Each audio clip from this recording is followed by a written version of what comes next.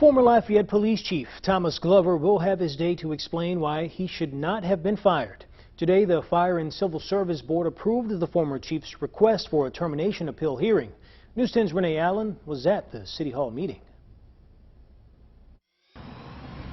Here are the details of the Civil Service Board meeting and its outcome. There are 5 Civil Service Board members. 1 board member voted no. Another board member voted not to vote. Civil Service Board Chairman Paul Mouton informed the board former Chief Glover will not be attending. He stated Glover called and gave notice about 30 minutes prior to.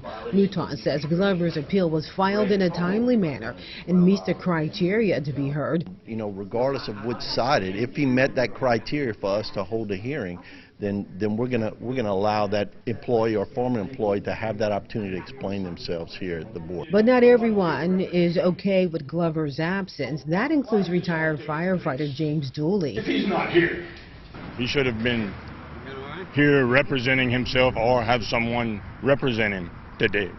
That was only my concern at the meeting. Board member Wayne Prejean voted no to the hearing being held. Could have did correctly with an attorney. That's my reason, okay? But he is not confirmed. He takes a year and a day before he is confirmed and can have a legal civil service hearing. Board member Christina Olivier did not vote, saying the former chief was her husband's boss. The Village 337 president, Devon Norman, says life happens, and that can be the reason for Glover's absence. I think that the community should come out too. Once we find out the date of this meeting, I think we should be here in Groves, and that the chief should know that, the former chief should know that he is supported. I was told there are other hearings prior to Glover's that need to be held, but there will be a date set for the former police chief to be heard. Renee Allen, KLFY News 10. Now, former Chief Glover took office on December 31st and was fired in October.